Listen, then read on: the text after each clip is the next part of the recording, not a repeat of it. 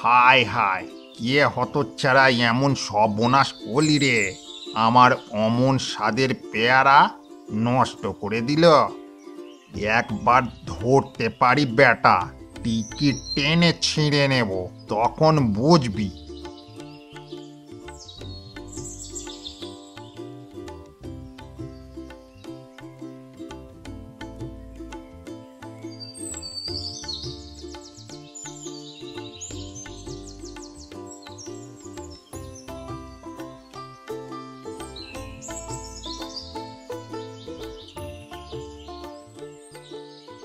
বদমাস ছোড়াদের দল, আমার গাছের পেয়ারা চুরি করে পালানো তোদের সাহস তো মন্দ নয়। ও টিকি দাদু, আমাদের খুব বড় ভুল হয়ে গেছে, এবারের মতো ছেড়ে দাও। আর ভুলেও তোমার গাছে হাত দেব না। পেয়ারাতে তো হাত দেবই না গো দাদু। ও দাদু, তুমি আমাদের ছেড়ে দাও, খুব লাগছে গো। তোমার গাছের পেয়ারা তুমি নিয়ে নাও, আমাদের টিকি ছিল না। আর কখনো এমন ভুল করব না দাদু। যা, এবারের মতো ছেড়ে দিলুম। আবার যদি এই পেয়ারাতে হাত দিয়েছিস, তাহলে তোদের টিকি আমি ছিঁড়ে নেব।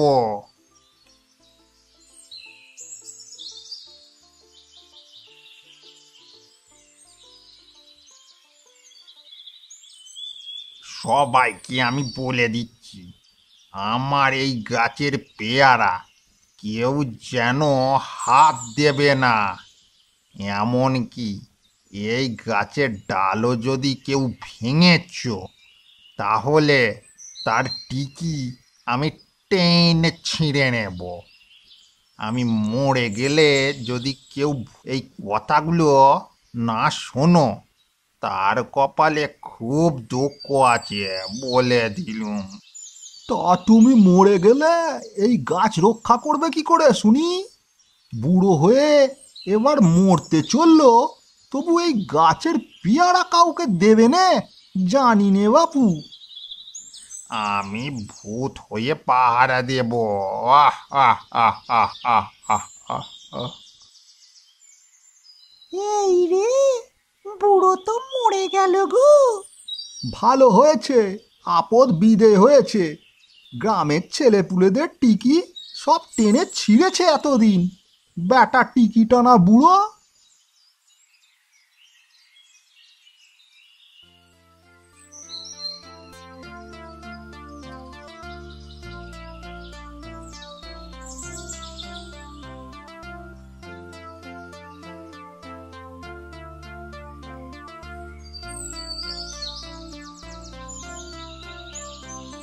ওরে বাবা রে বাবা, আমার টিকির চুল সব উপড়ে নিলে গো। এই বেটা, আমাকে না বলে আমার গাছের পেয়ারা নেওয়ার সাহস হলো কি করে রে? দেখ এবার কেমন লাগে। ভূত ভূত ভূত ভূত।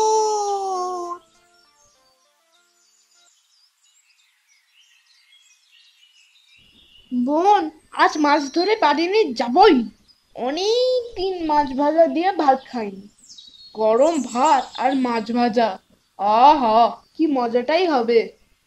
সকাল থেকে তো সেই বসেই আছিস, একটা মাছও তুলতে পারলি না এখনো। আগে মাছ তোল, তারপর খাবি। আমার এইদিকে নুন লঙ্কাগুলো জল হয়ে গেল। বলেছিলাম দাদা, ওই গাছটা থেকে দুটো পেয়ারা পেড়ে নিয়ে চল, মাছ ধরতে ধরতে মজা করে একটু খাওয়া যাবে। শুনলি না তো আমার কথা? এখন কেমন খিদে খিদে পাচ্ছে আমার। আমারও তো, কিন্তু এই গাছের পেয়ারা খাওয়া তো দূর কথা, আমার তো এই পেয়ারা গাছটা কাছে যেতেই ভয় লাগে।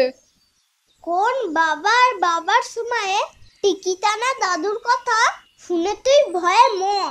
তখন বাবারা আমাদের থেকে বদমাশ ছিল, তাই হয়তো টিকি টানা দাদু শাস্তি দিত। এখন ওই দাদু আর আছে নাকি? তুই যতই বলিস, ভূত কখনো মরে না রে। তুই যাবি কি পেয়ারা পাড়তে? না আমি বাড়ি যাব। বাড়ি কোথায় যাচ্ছিস? চল চল, পেয়ারা পাড়তে যাই। এই তো আমার দাদার মতন কথা, শুধু শুধু ভয় পাচ্ছিস। চল চল।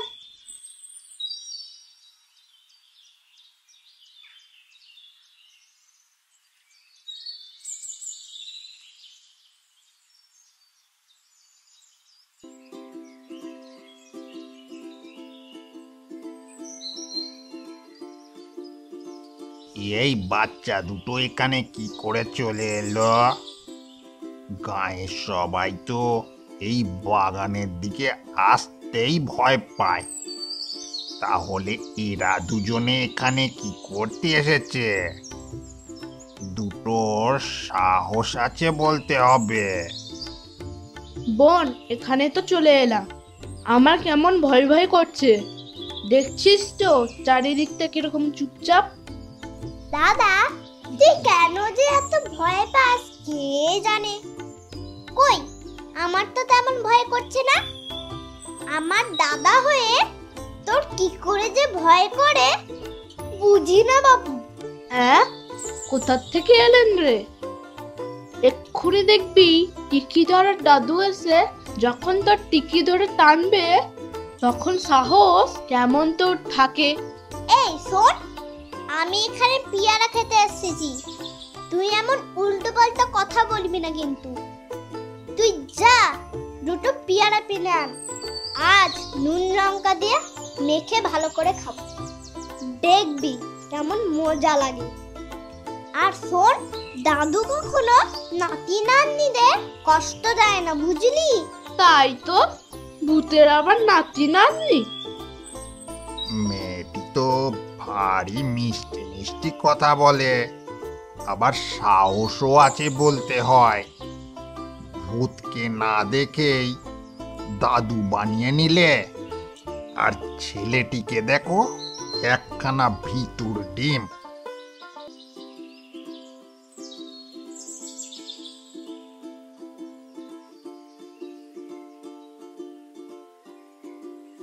বোন, এই পেয়ারাটাও তো হাতের কাছে নেই। সব বড় পেয়ারাই তো ওই উঁচু ডালে রয়েছে রে। তাহলে পেয়ারা পারবো কি করে? হাতের কাছে নেই তো কি হবে? তুই গাছে উঠতে পারবি না দাদা? না রে, এই গাছটাতে আমি উঠতে পারবো না। আমার কেমন ভয় ভয় লাগছে।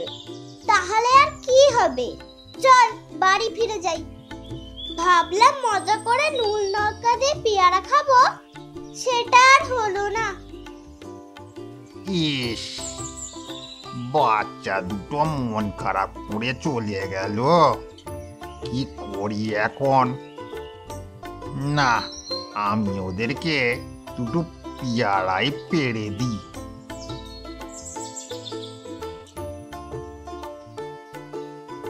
ভূত ভূত ভূত! এই দাদা, এই দাদা, তুই থামবি এবার? এই দেখ, চোখ খুলে দেখ, কোনো ভুল নেই। দুটো পেয়ারা গাছ থেকে পড়েছে, এই দেখ। ও, ভূত নয় তা আগে বলবি তো। চল চল, পেয়ারা দুটো নিয়ে বাড়ি চল। তুই আমায় বলার সুযোগ দিলি কোথায়? আর আগেই তো ভূত ভূত বলে চেল্লাতে শুরু করে দিলি। ঠিক আছে ঠিক আছে, চল চল এবার বাড়ি চল।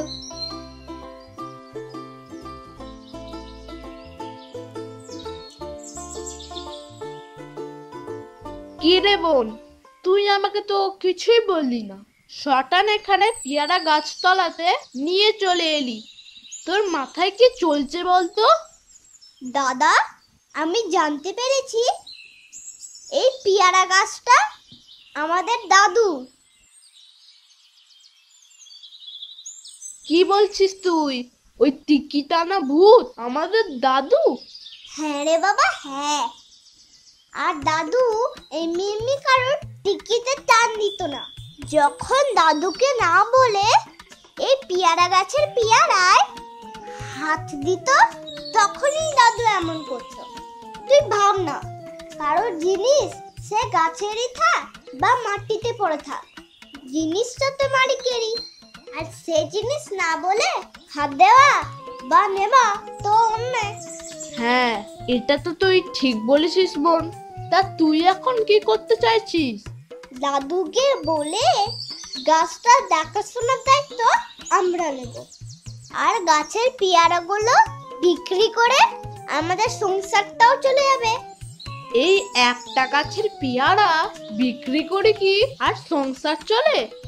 বাবার বয়স হয়েছে, তেমন রোজগারও তো করতে পারে না। আরে এই গাছের পাকা পেয়ারা থেকে আরো কিছু গাছ তৈরি করে এই ফাঁকা জায়গাগুলোতে বসিয়ে দেবো, তখন তো অনেক পেয়ারা হবে। তুই তো ভালো বুদ্ধি লাগিয়েছিস। কে কে তোরা এখানে কি করছিস দুটোতে? আ আ আম মরা। আর আ আ করতে হবে নে, তোরা তো ঈশানের ছেলে মেয়ে। দাদু তুমি জানলে কি করে? আমি জানবো না তো কে জানবে?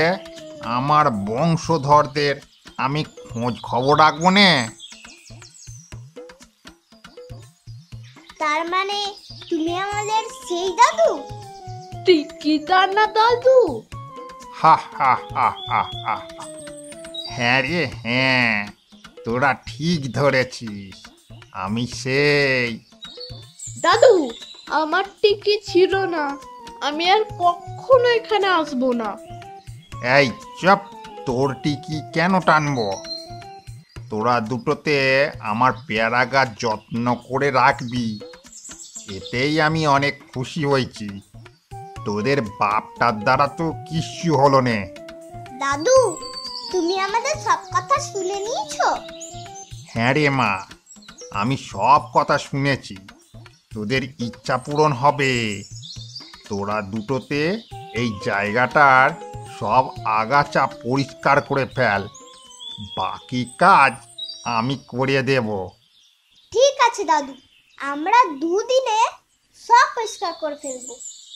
আজকে তোরা বাড়ি যা, অনেক দেরি হয়ে গেল তোদের। কাল থেকে কাজে লেগে পড়। দাদু দেখো তো সব ঠিক আছে কি না।